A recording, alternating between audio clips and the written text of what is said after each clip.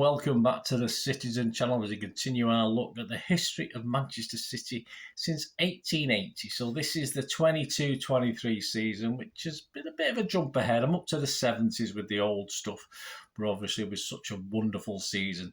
I've been doing this. I think we're up to about part 11 to 12 or something like that. This is part 2 because we already looked at the start of May. This is the final leg of May. So please, if you haven't watched part 1 of May 2023, go back and watch that, please, before you watch this. This is all through the use of newspaper headlines, personal observations, social media, lots of things. So it's quite a unique perspective on City's 22-23. Well, what turned out to be a wonderful season, of course it did. Please, if you are new to the channel, push that subscribe button, push the bell notifications. Everything's City, past, present, and as long as I can keep doing them anyway. So please, and if you can give us a like for this, obviously I'll be on here for another 8, 9, 10 minutes or so. But if you can join me and watch and enjoy it, please push that little thumbs up button now before you forget. And I'll be very appreciative. In part 1, yes, we booked our flights to Istanbul. Yes, we saw off old Real Madrid in the semi-final. So we booked those. They're done and dusted, although I had to wait a little while, personally, just to make sure we got tickets. But there you go. And we stood on the brink, of course, of 3 titles in a row before facing, because we had to face Chelsea. But we may not even have to beat. We may not even have to get a point against Chelsea, all depending on what Arsenal were doing in their game on the Saturday we played on the Sunday. So we're on the brink of that. And, of course, we were looking forward to an FA Cup final as well. That was sort of seemed a long time ago in May. It was back in April we got through to that. So anyway, did we need to beat Chelsea? Did we? Heck, no problem. On the 20th, the day before, 20th of May 2023, Arsenal went to the City ground, went to play Forest and were beaten 1-0. So it was a nice, relaxed Sunday at the Etihad, nice and early, plenty to eat, plenty to drink, celebratory afternoon. We'll be presented with a trophy whether we won or lost. It didn't make a difference. It's always nicer to win, isn't it? But say the league was over. It was the 21st of May, 4 p.m. kickoff.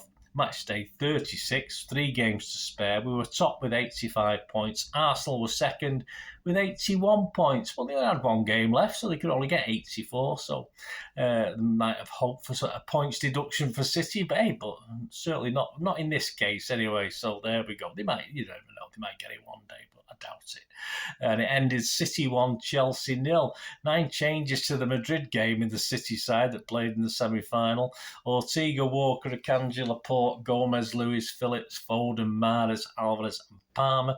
Remarkably, in quite an open game, there was only 1 goal, and that was on 12 minutes. Phillips picks up a slack Chelsea pass, sets Palmer away through the middle, who then plays to Alvarez, and he hits it across Kepa and into the far corner for 1-0, and that's how it stayed, unbelievably, because it was quite a competitive game. The start shots, 15 for us, just 2 on target, not great, and 13 for Chelsea and 6 on target, although I must admit at the time I couldn't remember those 13 shots. Possession was 66% for City. Julian Alvarez's winner against Chelsea was City's 100th goal at the Etihad Stadium in 22-23 season, equaling our own record from 2018-19. That's the trouble these days. We beat and equal our own records. No one else is anywhere near us. Celebrations as the first leg, of course, of the treble accomplished. The Manchester Evening News headline, "It's ours," simply. Inside Tyrone Marshall, Reds desperate to stop City matching their 99 legacy. Oh, you poor buggers. Simon Bukowski, champions show they're set up for even more glory. Stones me, I've won 5 titles. You have, mate. Andy Hampson, Haaland the star, but this title comes down to the genius of Guardiola. Certainly does. The Mirror, 3 peps to heaven. Unstoppable City are champions again. Inside, John Cross said, coronation treat. City's treat, yeah, not street treat. See what he's done there. City's second 11 put on a show to ease past Chelsea as Pep's treble chasers are crowned Premier champions once again and proved no one could live with them. Andy Dunn says an obsessive and a ruthless perfectionist Pep could go on to surpass even the great Sir Alex. He probably has already. David McDonald said 1 down, 2 more to go. Walker admits City will have a glass of bubbly tonight. We'll hear more about that in a moment. Before setting their sights on 2 cup finals. Mirror Football was a 4-page salute to our 2023 heroes. We are the champions. The hand of quad, it says, a rebel shooter, Argentina's happy World Cup winner Alvarez could lift 4 trophies. He could, and he did. Title won, but still 2 games to see out, of course, after all the euphoria. We went on to match day 37. I was down there in Brighton, 24th of May 2023. Brighton 6 just needed a point to guarantee European qualification, so they got that. It ended Brighton 1, City 1. We had 6 changes to the Chelsea team: Ortega, Walker, Stones, Rodri, Lewis, Gundogan, De Bruyne, Bernardo, Mahrez, Foden and Haaland. And the match itself, just a couple of goals to talk about. 25 minutes, Haaland sent down the inside right channel by Gundo. He round Steele on the edge of the box before, unselfishly, or perhaps a lack of confidence, either way, he's struggling to score goals at the moment, passing to Foden to his left. Foden takes a touch before hitting into the bottom left. He had a lot of work to do, Foden, to score that. Van Heck on the line can't sort his feet out to clear. May have done better, but hey, it's 1-0. But Enciso strides down the inside channel in the 38th minute, nudges the ball in field to make room, then kills an unstoppable, and it was right at our end, so we got a great view of it, unfortunately. We even clapped, most of us, because it was brilliant. An unstoppable shot around Stones and into the top right corner. Ortega, no chance. Half-time 1-1. Second half, we thought we might have had a winner, probably unjustly. 79 minutes, Palmer gets past Veltman, crosses, Haaland rises highest in the middle and plants a header past Steele from 6 yards. So it's easy. But there's been a shirt pull, yes, by both players, but only Haaland seems to be penalised. That was the last thing we saw before that he went to head the ball. So it remains 1-1 thanks to that monitor check. Pep booked for discussing the incident in a calm way. Of course he did. He wasn't very happy. Match stats: Brighton 20 shots, 7 on target. City 13 shots, 4 on target. Yeah, well done, Brighton. 62% possession for City. The headlines: Manchester Evening News, high flyers, champions extend unbeaten run. Simon Bukowski, Foden fires in this bid to gate crash his final party. It was sort of known that Pep had his team in mind and Foden was on the verges, but not quite in it at the moment. He rated highest as well on the day, 8 out of 10. But Pep duo was taken off to prevent more damage. Yes, it was confirmed that Stones and Foden were both taken off. For injury concerns. Pep, I thought we would have the title hangover, he said. City players praised for bright performance after drinking.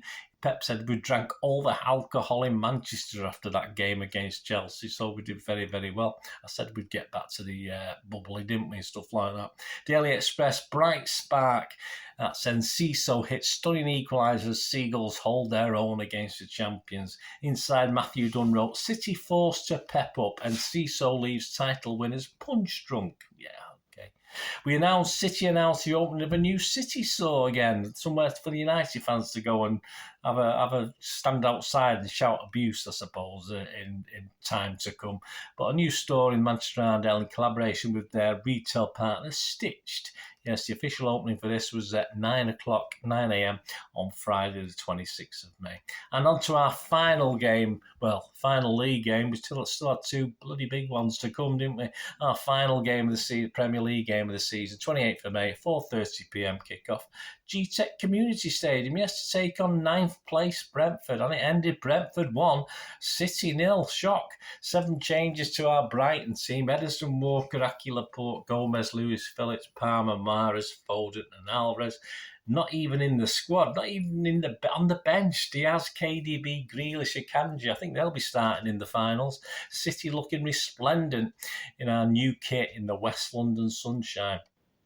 First half, no goals to talk about, as this second-string City team coped reasonably well with Brentford, whose clearest chances came from long throws, even at Premier League level. One notable chance on 41 minutes as Janelt had one effort blocked before them firing well over. But the second half, sadly, it was only ever Brentford who looked like they'd score, and did in the 85th minute with a simple goal. Brentford turned a long keeper kick into a goal with Pinnock scoring with the outside of his left foot past the about 5 City defenders in the 6-yard box and a keeper, so he did pretty well. Charles had got his Premier League debut for City on 63 minutes. He came on to replace Aki. City players' performance, I said on the day, the good Aki Lewis Foden, the not so good Mahrez and Alvarez. Didn't bode well for them two for the finals, did it? Match stats, shots 11 for Brentford, 4 on target, 17 for City, 3 on target. So despite Brentford probably deserving it, we did have plenty of chances. Possession 66% for City. Well done, Brentford. Yes, I said, nice double over the champions. Sorry you missed out on Europe, which they did. Not how we'd like our 1000th Premier League game to finish, but what can you do? Manchester Evening News, Rico shows glimpse into bright blue future. Pep Blues have to take things easy in training. Yes, it was reported inside injuries and fatigue have meant City are barely training as they go into the FA Cup and Champions League finals. The Daily Mirror simply said, treble. Bees sting City again to claim memorable double. Pinnock winner makes it only the fifth time Pep has lost home and away to the same team in the same season. And the final league table will be up there. Final league table for 22-23. The top four, City top, 89 points. Arsenal 84. They did all right, but we sort of threw 5 points away in the last couple of games, didn't we? Arsenal 84, 5 points behind. United on 75 points, 14 behind City. That's not bad for them. And Newcastle 71 points, 18 behind City. So that's the top four that get into the Champions League. Join me, yes, for part 12 of season 22-23, the final chapter of this wonderful, superb season 22-23, and this look back of history of Manchester City from 1880.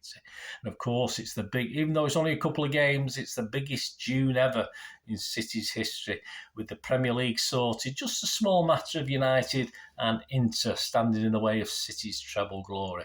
And before the end of June, yes, after the glory, the possible glory, no spoiler alert here, and before the end of June, we say goodbye to a hero and perhaps hello to his replacement.